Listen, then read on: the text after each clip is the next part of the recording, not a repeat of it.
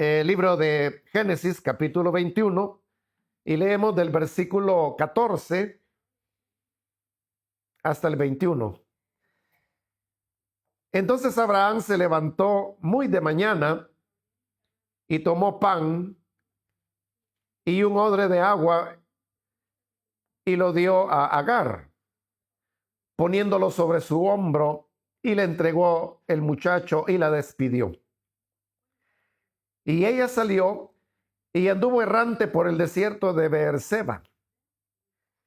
Y le faltó el agua del odre, y echó al muchacho debajo de un arbusto, y se fue y se sentó enfrente, a distancia de un tiro de arco, porque decía: no veré cuando el muchacho muera. Y cuando ella se sentó enfrente, el muchacho alzó su voz y lloró. Y oyó Dios la voz del muchacho, y el ángel de Dios llamó a Agar desde el cielo y le dijo: ¿qué tienes, Agar? No temas, porque Dios ha oído la voz del muchacho en donde está. Levántate, alza al muchacho y sosténlo con tu mano, porque yo haré de él una gran nación. Entonces Dios le abrió los ojos y vio una fuente de agua, y fue y llenó el odre de agua y dio de beber al muchacho. Y Dios estaba con el muchacho y creció y habitó en el desierto y fue tirador de arco. Y habitó en el desierto de Parán, y su madre le tomó mujer de la tierra de Egipto. Solamente eso vamos a leer. Pueden, por favor, tomar sus asientos.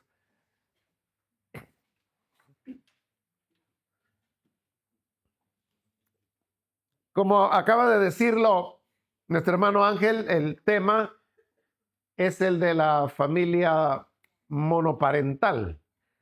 Con esta palabra de monoparental, lo que queremos decir es que son aquellas familias donde solo está uno de los padres. Puede ser que solo vive la madre con sus hijos, o a la inversa, puede ser que solo sea el padre con sus hijos, ya sea que es un solo hijo o varios de ellos. En la Biblia hay varios ejemplos de familias monoparentales. Uno es el que acabamos de leer, la historia de Agar, quien vemos cómo ella tiene que criar sola a su hijo Ismael. Pero también hay otros modelos en la Biblia, como por ejemplo la viuda en la época de Elías, que vivía sola con su hijo, y ella era la que tenía que proveer para el alimento de su hijo y de ella. Luego, más adelante, ya en la época de Eliseo, encontramos a otra viuda cuyo esposo había sido uno de los que estaban aprendiendo en la escuela de profetas. Él había muerto, entonces ella se queda sola con sus hijos, estaban en pobreza y en deudas. Entonces va donde Eliseo, y es aquella ocasión cuando Eliseo le pide que reúna cuantas vasijas pueda, y que el poco aceite que le queda comience a vertirlo en las vasijas. El aceite se multiplica y ellos llenan su casa de vasijas de aceite. Entonces Eliseo le dice: vende el aceite, con eso paga las deudas, y con el resto del aceite podrás vivir tú y tus hijos. También hay otros modelos, como por ejemplo en la época del rey David, mientras él, antes de ser rey y después de ser rey, muchas veces hemos leído en esos libros primero y segundo de Samuel acerca de los hijos de Sarbia. Uno de los hijos de Sarbia era Joab, quien llegó a ser el capitán general, el general de los ejércitos de David. También tenía a su hermano Abisai, que también era hijo de Sarbia. Eran tres hijos de Sarbia, y los tres eran guerreros. Lo interesante es de que Sarbia es un nombre femenino. Y usted sabe que eso es algo que no se acostumbra en la Biblia. La costumbre es de que a los personajes siempre se le llama con referencia a su padre, no de la madre. Pero en el caso de estos generales, se hace referencia únicamente a la madre, a Sarbia, que era, venía siendo como prima de David, y Joab y sus hermanos como sobrinos de David. ¿Por qué razón se menciona a la madre y no al padre? Pues la Biblia no lo dice, pero el hecho de que no se haga mención del padre indicaría que a lo mejor él había muerto ya o algo había ocurrido, pero es Sarbia, la madre, la que se convierte en dominante, diríamos, o la que a quien se hace referencia para referirse a estos generales de David. Ya en el Nuevo Testamento encontramos también otros modelos de familia monoparental, como el caso de la viuda de Naín, quien era una mujer sola, que tenía un solo hijo y este había muerto. Jesús viene y se lo resucita. También tenemos el caso de la misma familia del Señor Jesús. Tenemos a María, madre de Jesús, y madre también de los hermanos y hermanas de Jesús. Pero sabemos de que José, el que fue padre adoptivo de Jesús y padre biológico de sus hermanos y hermanas, no se menciona más en la vida adulta de Jesús, sino que es solamente en los relatos de su infancia. Esto ha llevado a pensar que probablemente lo que ocurrió es que José había muerto, es decir, María había enviudado en una edad temprana y Jesús, por ser el mayor de todos, era el que se encargaba del sostenimiento de su madre María, y por eso es que cuando él muere crucificado, le encarga el cuidado de su madre a su discípulo Juan. Otro ejemplo de familia monoparental también lo encontramos en el caso de Timoteo. En la carta a Timoteo se hace mención de la abuela de él, quien se llamaba Loida, y se hace referencia a su madre, que se llamaba Eunice. Pero curiosamente no se menciona ni al abuelo ni al padre, sino que todas las referencias son femeninas. Tu abuela Loida, tu madre Eunice, y que gracias a ellas era que Timoteo tenía la formación espiritual que fue determinante para que Pablo lo tomara como compañero de ministerio. El que no se haga mención del padre de Timoteo habla por lo menos de una ausencia de él, ya sea porque hubiera muerto o por cualquier otra razón, pero hay una ausencia de la mención paterna. Entonces eso nos llevaría a pensar de que probablemente Timoteo también había crecido en un hogar monoparental. Ahora, todos estos ejemplos que he mencionado, y hay aún más en la Escritura, pero los que he dado, todos tienen algo en común. Y es que cuando se hace referencia a cualquiera de estas familias monoparentales, todas son familias que tenían algún tipo de necesidad o que estaban pasando algún tipo de aflicción. Así es como se nos presentan en los relatos de la Escritura. Entonces, si nos preguntamos por qué causa estas familias tenían algún tipo de dificultad, era por su misma naturaleza, por el hecho de ser familias monoparentales. Porque no es lo mismo una familia donde los dos cónyuges están presentes y pueden apoyarse, pueden distribuirse gastos, pueden asumir responsabilidades en la formación y educación de sus hijos. Esa es una cosa. Pero cuando la madre se encuentra sola con sus hijos o cuando el padre se encuentra solo con sus hijos, entonces las situaciones se vuelven más complicadas porque no tiene en quien apoyarse, está o sola la madre o solo el padre. Y esto representa desventajas con relación a otras familias donde están presentes tanto el padre como la madre.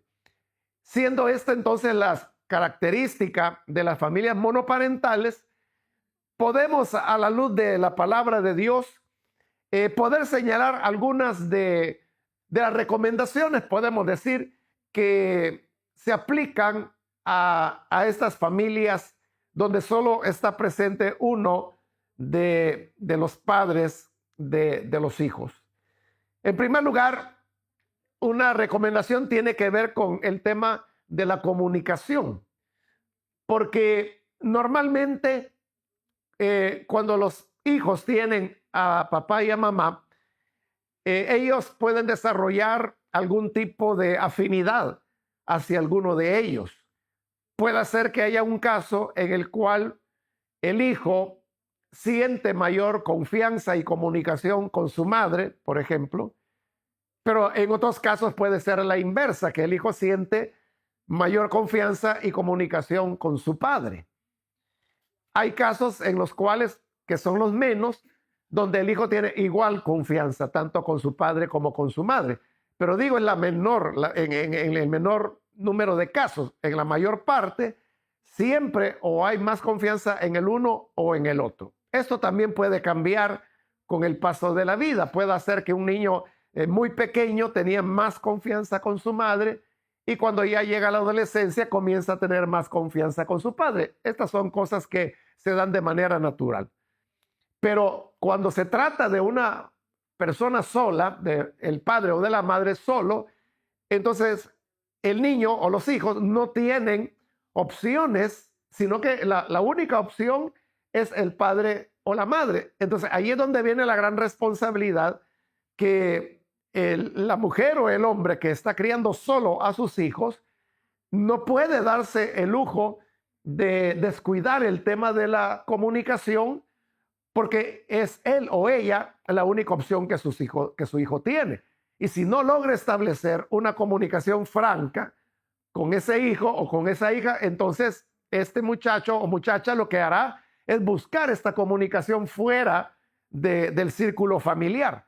Y como pudiera encontrar una amistad y una confianza con personas positivas que le van a inculcar elementos positivos para la vida, también pudiera ser que esa confianza la encontrara en personas totalmente inconvenientes. Por eso es la recomendación de que el padre o la madre que está solo ponga especial empeño en lograr esa comunicación con su hijo o con su hija.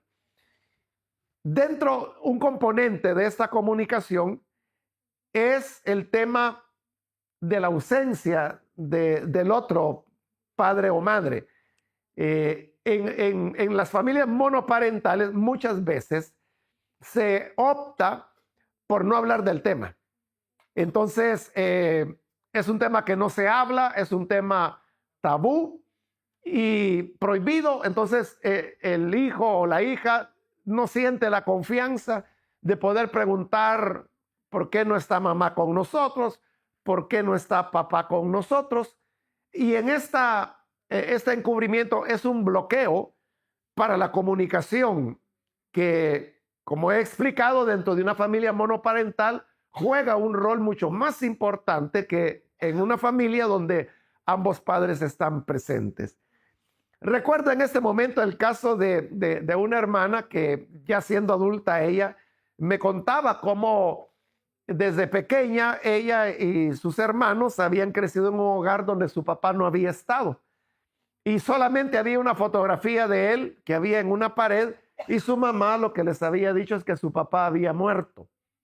Entonces ella, desde niña, y ella y sus hermanos crecieron con la idea de que esa era la fotografía de su papá que había muerto. Pero cuando ella ya era una joven, un día tocaron a su casa, a la puerta. Ella fue, abrió la puerta y ahí estaba un hombre. Y cuando este hombre la vio, rompió en llanto, se puso a llorar. Entonces ella se extrañó porque dijo, bueno, ¿y este hombre por qué está llorando? O sea, toca la puerta, no me dice nada y se pone a llorar. Pero cuando el hombre logró contenerse un poco, le dijo, yo soy tu papá. Entonces ella vino y le dijo, no, no es posible, mi papá está muerto. Y cuando ella le dijo eso, mi papá está muerto, el hombre se pone a llorar de nuevo.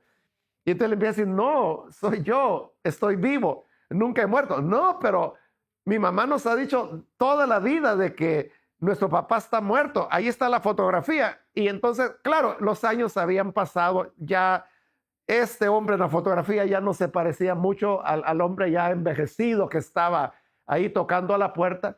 Esa fue la manera como ella llegó a saber la verdad. Y después supo la historia completa y era de que él los había abandonado por otra mujer. Había abandonado a la madre de ellos, pero también a ellos como hijos. Entonces la mamá de ellos, como en una cuestión de no querer hablar nunca más de él, les creó la historia de que había muerto. Entonces los hijos, sin importar cuál haya sido la razón por la cual el cónyuge no está presente, ellos tienen derecho a saber qué fue lo que pasó. Y si uno se pregunta cuál es la mejor edad para que los hijos sepan la verdad, la mejor edad es ya, es siempre. O sea, no importa si se trata de un niño de 3 años, de 4 años, pero en el momento en que comience a preguntar, entonces uno debe comenzar a decirle la verdad. Claro, a un niño de 5 años que pregunta, ¿y a dónde está papá? Y supongamos de que el papá lo que hizo, como en la historia que le acabo de contar, de que se fue con otra mujer y dejó el hogar, no es necesario entrar en esos detalles, pero decirle, pues hijo, tu papá decidió por cosas de la vida irse a vivir a otra parte y por eso no está con nosotros. Y para un niño de 5 años esa explicación es suficiente. Claro, cuando este niño tenga 10 años, entonces él sabe ya esa verdad, que es una verdad, pero él puede continuar profundizando. Pero ¿por qué? ¿Por qué factor de la vida? ¿Por qué cosa de la vida es que él se fue? Y ahí es donde progresivamente se le puede ir diciendo la verdad. Eso es mejor que ocultar o inventar historias como esta madre lo había hecho de decir su padre está muerto cuando no era así. Puede ser también que en algún momento este hijo o esta hija quiera conocer a su papá. Digamos que es un padre que los abandonó. En el caso de que haya fallecido, pues ahí uno puede decirle de entrada, ¿verdad? Ah, es que el Señor se llevó a tu papá o se llevó a tu mamá y ahí se acabó la historia, ¿verdad? No hay más explicación que dar y cualquiera comprende eso, aún un niño. Pero cuando se trata de un padre o madre que abandonó el hogar y entonces él se entera, sabe, el niño o la niña lo sabe, entonces quiere conocer a su padre, quiere conocer a su madre, entonces no hay que tener temor que lo hagan. Uno tiene que facilitarles los pocos contactos que uno pueda tener, o tal vez uno conoce la familia de él, uno sabe dónde viven, dónde podemos encontrar, porque el temor que los padres tienen, que los que han criado a los niños, tienen el temor de que hoy que ya es muchacho, que ya es muchacha, el papá se lo va a querer llevar o la mamá se lo va a querer llevar. Pero no, recuerde que para ellos, ese señor, ellos saben de que es su padre o madre biológico, pero para ellos es prácticamente un desconocido. Por eso quieren conocerlo. Pero lo que normalmente pasa es que los hijos se llevan una decepción, porque lo que encuentran con los padres es muchas veces desprecio. Es muy raro el caso donde el padre dice, hija o hijo, yo lamento haberte abandonado, en ese momento yo no estaba pensando bien, me dejé llevar por un impulso, lamento haberme perdido tu vida, tu infancia, haber podido jugar contigo, lamento no haber estado presente cuando tú me necesitas. Es muy raro que eso ocurra. Normalmente lo que sucede es que el cónyuge que abandonó el hogar continúa con la misma actitud, algunas veces con distancia. Y esto yo lo he corroborado, hermanos, porque varias familias, hijos, hijas han venido consultándome ese tema. Y yo siempre les digo, normalmente es la madre, no la que permanece al lado de sus hijos. Y yo les digo, permítalo que lo haga. Y normalmente es una decepción lo que se llevan y dice, bueno, ya lo conocí a él y nunca más lo vuelven a ver muchas veces. Conozco un caso cruel, ¿no? De una, bueno, ya era una muchacha adolescente que quería conocer a su papá que los había abandonado, su padre biológico, y la conoce, y cuando la conoce, lo conoce a él comienza a seducirla. O sea, su padre biológico comienza a seducirla porque ella era una adolescente. Entonces ella quedó alarmada, asustada, ¿verdad? Digo, bueno, si este es mi papá, pues no quiero tener nada con él. Entonces hay casos así, o sea, no todos los casos son tan crueles, pero normalmente el que abandonó el hogar muestra una indiferencia. Pero el hecho de decirle la verdad a los hijos, acorde a la edad, hemos dicho ya, pero decirle lo que de verdad ocurrió, eso abre una gran vía de comunicación y de confianza, que como lo he estado explicando, es un asunto vital cuando se trata de una familia monoparental. Una segunda recomendación que podemos dar a este tipo de familias es el hecho de que a los hijos hay que establecerles rutinas específicas, hora de levantarse, hora de el aseo personal, hora de desayunar, hora de vestirse, hora de salir a la escuela, hora de volver. ¿Por qué razón? Porque como están dependiendo solo de uno de los padres, y para que este padre pueda sacar adelante al o a los hijos, él tiene que salir a trabajar. Entonces no puede estar todo el tiempo en casa, y eso es lo que hace necesario que se le asignen responsabilidades, porque de otra manera ese hogar pronto será un caos, porque si los niños se levantan a la hora que quiere o se duermen, no van a clase, pierden clase, entonces está empeorando las cosas. O van a dejar los platos sucios, o van a ser incapaces de tomar algo en la refrigeradora, prepararlo aunque sea un sándwich, y no lo van a poder hacer. Entonces el oficio, el aseo, el orden, todo eso se va acumulando, y para una persona que está solo o sola con sus hijos, es una carga adicional a la carga económica, a la carga de comunicación. Se pone ahora el tema del orden, de la limpieza, de las comidas, de sus estudios. Entonces, por eso es importante que en las familias monoparentales se fomente con especial énfasis el tema de las rutinas.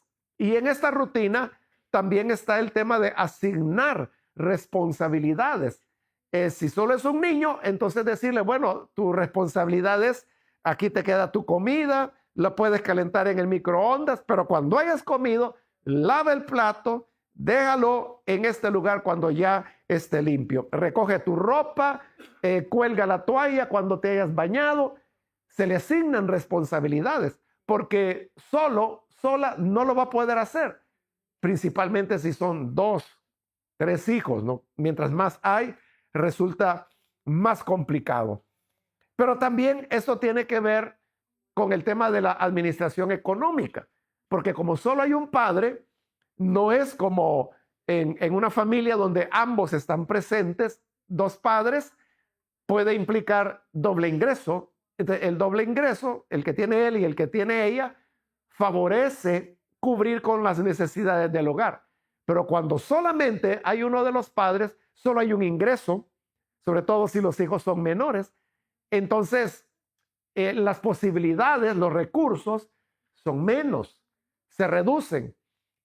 Hay que saberlo administrar. Y aquí es donde resulta importante a estos hijos enseñarles hábitos de ahorro, hábitos de usar de manera eficiente lo que se tiene.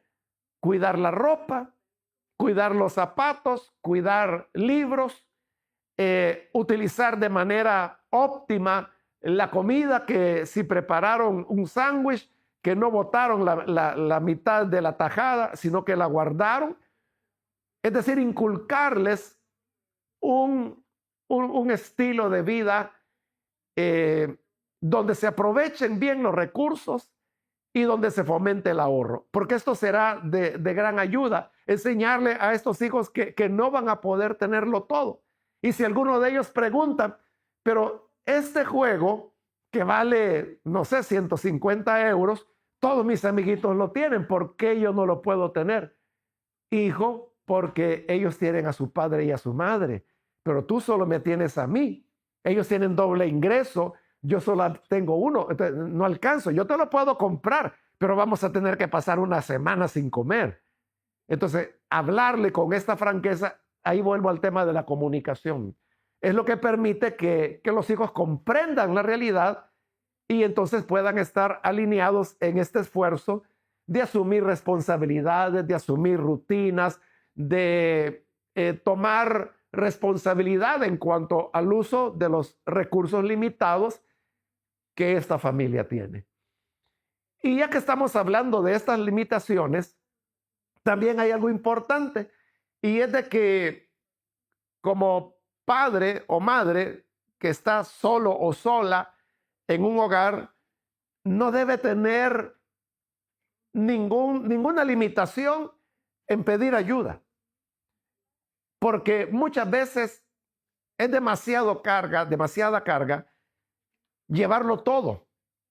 Y hay padres o madres que cuando se quedan solos, entonces adquieren un carácter como de mártir, ¿no? Entonces dice, bueno, soy yo solo con mis hijos, soy yo sola con mis hijos, y en ese afán de que me he quedado solo, no tienen a nadie más que a mí, entonces yo tengo que sacarlos adelante. Entonces es como una idea, ¿no? De que yo soy el mártir o la mártir que me tengo que sacrificar, que tengo que dejar de comer para que ellos coman, que tengo que pegar los zapatos para que mis hijos puedan tener calzado.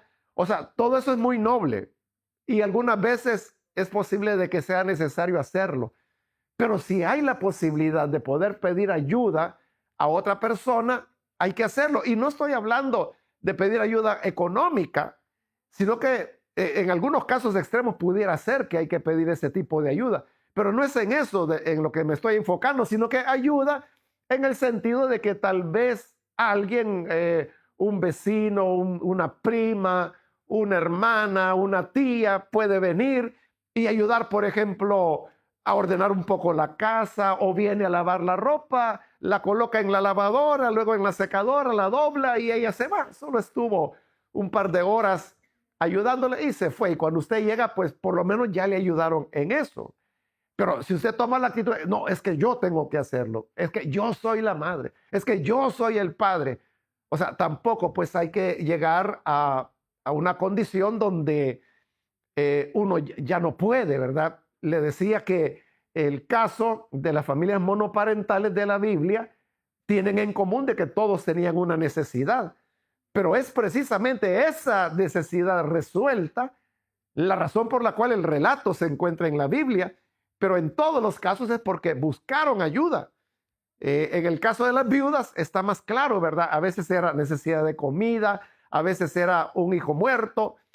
Entonces vemos de que había una manera. Hemos dicho que Jesús mismo, por ser el mayor de sus hermanos, era quien apoyaba económicamente a María. Entonces no le dijo a ella, no, hijo, ese dinero que sea para tus gastos, yo voy a ver por tus hermanos, déjamelos a mí.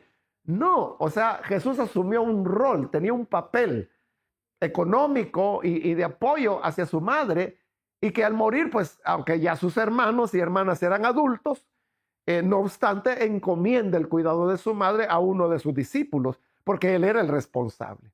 Entonces, no hay que tener temor ni limitaciones en esto de buscar ayuda cuando se la necesite.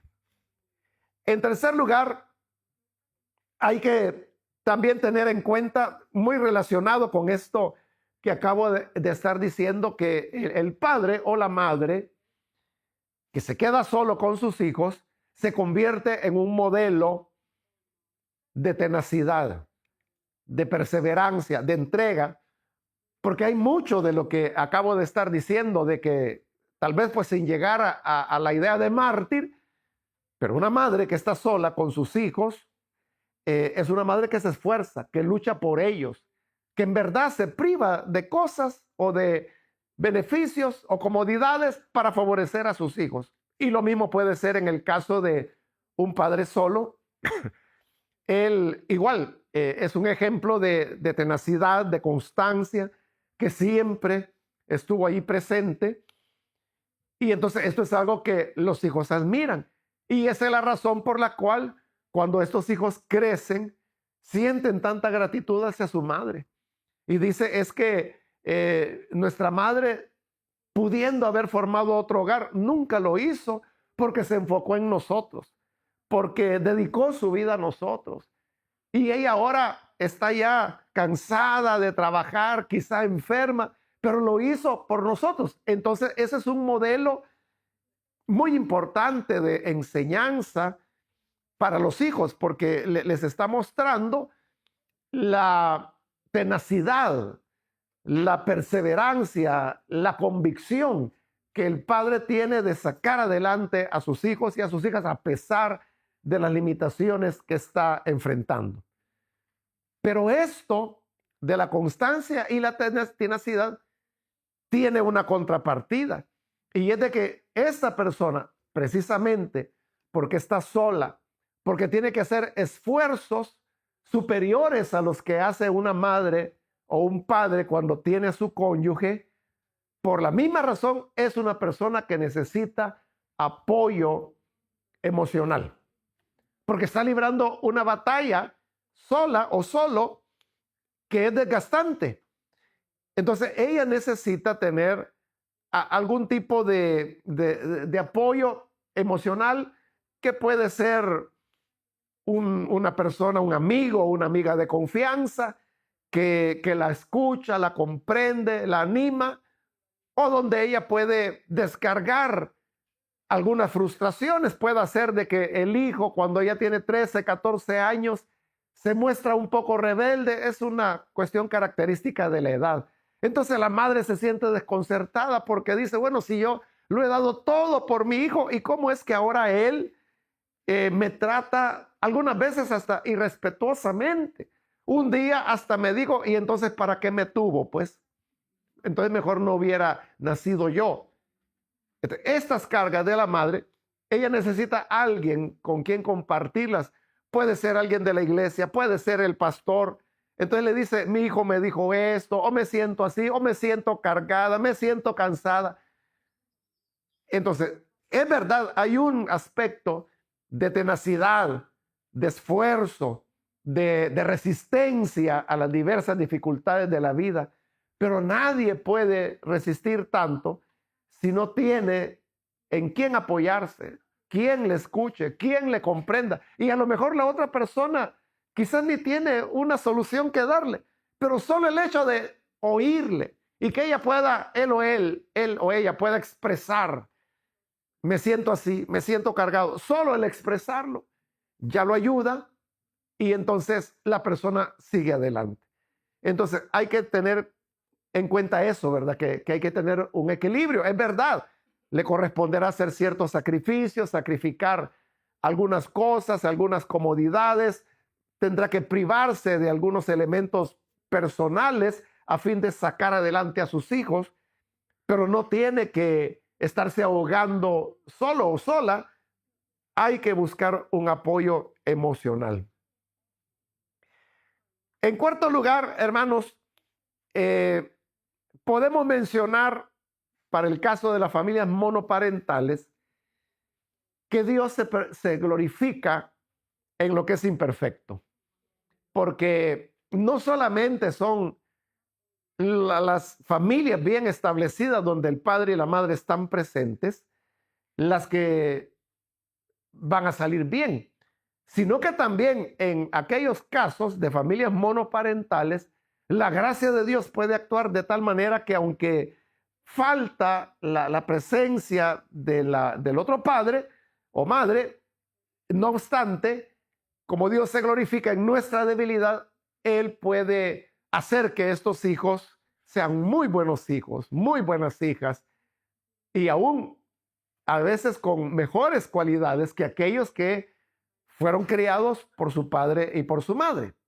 Un ejemplo de la Biblia lo encontramos en el caso de Timoteo, que, como hemos dicho, que aunque no da mayores detalles la escritura de cómo era el hogar de Timoteo, pero esa mención que la escritura hace, que sí menciona a la abuela Loida, que sí menciona a la madre Eunice, pero no hay cero mención del padre. Entonces, es bastante interesante porque de alguna manera deja ver de que al menos por la razón que sea, pero había una ausencia del padre. No obstante, Timoteo llegó a ser un muchacho que el libro de los Hechos dice que todos daban buen testimonio de él. En Listra, que era donde él vivía, dice que todas las personas tenían un buen concepto de Timoteo, y eso fue lo que le llamó la atención a Pablo, que escuchaba del buen testimonio de Timoteo, que todos hablaban en bien de él. Entonces Pablo dijo, bueno, este muchacho es prometedor, este muchacho se ve de que tiene buenas cualidades. Entonces, lo toma como parte de su ministerio y es alguien que va a acompañar a Pablo hasta el final de sus días. Ahí tenemos un ejemplo que de una familia donde por la razón que sea el padre estaba ausente, tenemos a un joven ejemplar. Y a eso es a lo que me refería cuando le decía que Dios se glorifica en lo imperfecto. Claro, el ideal de Dios es que una familia tenga el padre, tenga la madre. Esa es la razón por la cual Dios intervino cuando José estaba pensando en dejar a María, porque él creía de que ella había sido infiel, porque estaba embarazada. Pero el ángel del Señor se le aparece en sueños y le dice, José, no temas recibir a María, porque el bebé que ella está esperando es engendrado por el Espíritu de Dios. Entonces Dios tiene que intervenir para que José no la abandone, porque el ideal de Dios era ese, que su hijo, el Señor Jesús, naciera en un hogar que tuviera padre y madre. Ese es el ideal. Pero como vivimos en un mundo imperfecto, se dan condiciones en las cuales se produce el fenómeno de las familias monoparentales. Y podemos verlo que aquí desde Génesis, desde los principios de la civilización humana, ya había hogares monoparentales. A Agar le correspondió criar sola a Ismael. Y Dios la anima a Agar, porque en la lectura que hicimos podemos ver cuando el Señor le dice, levántate, le dice a Agar, alza al muchacho. Entonces, porque Ismael estaba llorando, porque él estaba muriendo de sed. Pero Dios anima a Agar y le dice, levántate, alza al muchacho. Es decir, que lo tomara, que le diera fuerzas, le revela dónde hay agua, ella va, llena el odre, y con el odre lleno viene, le da de beber a su hijo, y lo logra criar, lo logra formar, porque dice que Ismael se convirtió en un tirador de arco, habitó en el desierto. Posteriormente, como no tenía padre, bueno, el padre era Abraham, pero ellos se habían separado por las razones que ahí explica la escritura. Entonces, hoy está sola. Entonces, ella asume el rol que le correspondía al padre, que era buscarle esposa. Entonces le busca una egipcia, porque Agar también era egipcia. Entonces le busca una compatriota para que se case con su hijo Ismael. Y de Ismael es de donde se derivan todas las naciones árabes que existen en la actualidad. Entonces diríamos, es una historia de éxito. Es lo que Dios le dijo a Agar, yo voy a hacer de él una nación grande. Y también a Abraham, por su parte, Dios le había dicho que a través de Ismael, él iba a formar un pueblo numeroso y que príncipes y reyes saldrían de Ismael. Ismael, el que fue criado en un hogar monoparental únicamente por su madre.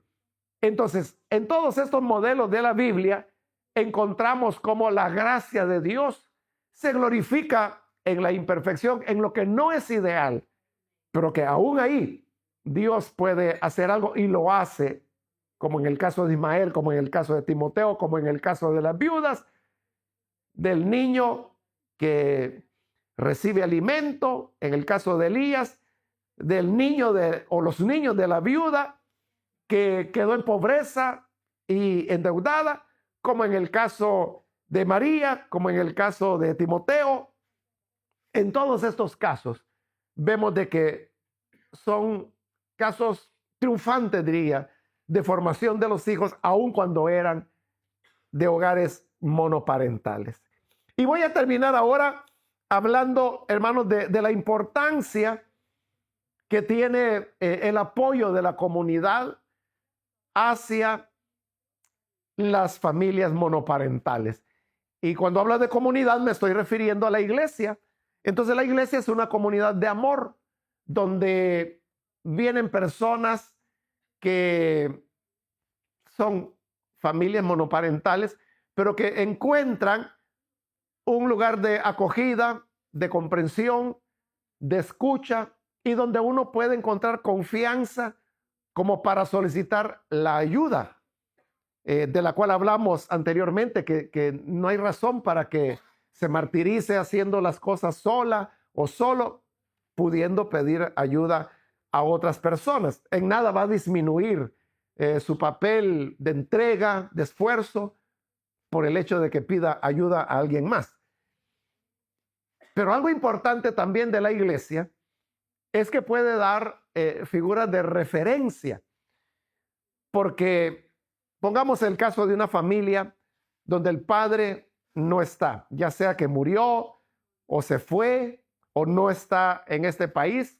Entonces hay un vacío de la figura paterna, pero pueden haber figuras de referencia. A veces puede ser la misma familia, el abuelo, un tío, o puede ser un primo, como ese es otro caso, ¿no? De familia monoparental, que es el de Mardoqueo y su prima Esther, a él le tocó criarla, ¿no? Mardoqueo era mayor que Esther, o Adasa, como también se le llama en la escritura, y él es quien la cría, pero era una familia monoparental. Entonces, Esther, ella ni siquiera tenía papá ni a mamá, por la razón que haya sido. Es su primo quien la educa, pero vemos de que llega a ser emperatriz.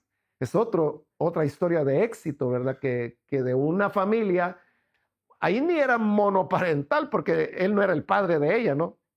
Pero es él quien asumió la responsabilidad de criar a Esther y lo hizo muy exitosamente, de manera que aunque ella ya era adulta, ya era la esposa del emperador, dice que seguía haciendo todo lo que Mardoqueo le decía como cuando ella era pequeña.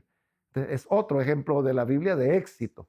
Pero volviendo al tema, le decía de que hay que tener una figura de referencia que puede ser, le mencionaba el abuelo, un tío, y mencioné el primo y por eso salió el tema de Mardoqueo. Pero también pudiera ser de que a lo mejor no hay más familia o no hay personas que quieran jugar ese rol para el hijo o para la hija, pero en la iglesia se podría encontrar. Normalmente el niño o la niña lo ve en el pastor, porque es una figura primero que está pública, que está expuesta y que ejerce un rol en cierta manera paternal, porque así lo ve la congregación. Hermano, yo tengo docenas de hijos y de hijas, así adoptivos, ¿verdad? Y muchos de ellos me dicen papá. Tengo, bueno, algunas son niñas, otras ya son muchachas, algunas hasta ya se casaron y me siguen diciendo papá.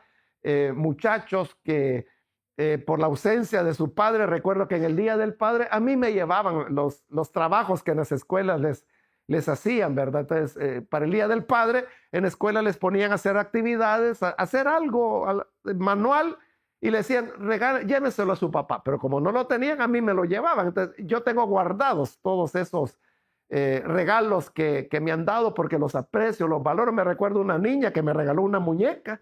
Bueno, y esta muñeca la tengo ahí en la oficina, en la iglesia. Y hay gente que la ve y me dice, hermano, ¿y esa muñeca? Me dice, y ya les cuento la historia. No, esta era una niña que no tenía su padre.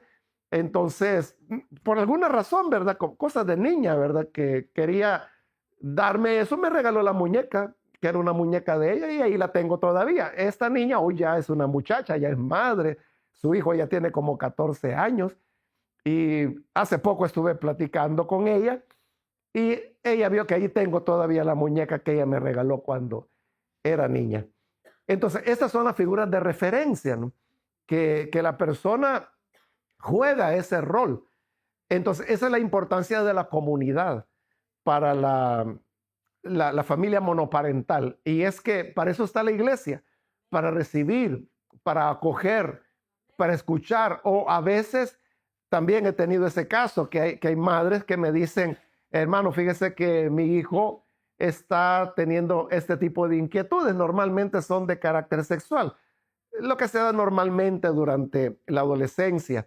Entonces viene y me dice, pero como yo soy mujer, me dice, mi hijo no va a tener confianza conmigo de hablar de este tema, ¿pudiera usted hacerlo? Y lo he hecho muchas veces, ¿verdad? De que llegan los muchachos, platico con ellos. Ese tipo de apoyo uno lo puede encontrar dentro de la iglesia. Entonces, la familia monoparental tiene que tener presente eso, que la comunidad juega un rol, o sea, juega un rol para todas las familias, pero para la familia monoparental juega un rol todavía mucho más importante. Y uno tiene que saber que ese recurso está allí. Y de nuevo, ¿verdad? No hay que tener pena o no hay que pensar que es un signo de debilidad, que es que tengo que reconocer que yo no puedo con mis hijos solo o sola y por eso voy a acudir a la iglesia. No es un síntoma de debilidad. Es lo que hicieron todas estas familias. Si no es el Señor quien ayuda aquí a Agar, ¿cómo hubiera podido salir ella? O sea, o no hubiera podido salir, hubiera muerto Ismael y probablemente ella. ¿Cómo hubiera hecho la viuda que en tiempos de Elías ya era su última medida de harina y su último poco de aceite que tenía? Y la viuda se lo dijo claro a Elías, voy a cocinar un último pan, lo vamos a comer y luego vamos a esperar la muerte, porque ya no había más. Gracias a Dios que Elías llega y ella acepta la ayuda del hombre de Dios. Entonces, igual, la familia monoparental debe estar abierta al apoyo de la familia espiritual que está allí para eso y para más. Hermanos, estos pensamientos o recomendaciones es lo que traía para compartir, y aquellos que viven o tienen una familia monoparental, espero que les haya sido de alguna ayuda, de alguna orientación para poder salir adelante, y que Dios les bendiga con sus hijos, sus hijas, y recuerden de que padres de reyes, de príncipes, apóstoles como Timoteo, generales como los hijos de Sarbia, el mismo Redentor nació de una mujer sola que era María. Todos estos ejemplos de la Biblia nos deben animar a creer de que Dios se glorifica en la debilidad, en la imperfección, y que sus hijos serán muy bendecidos por el Señor.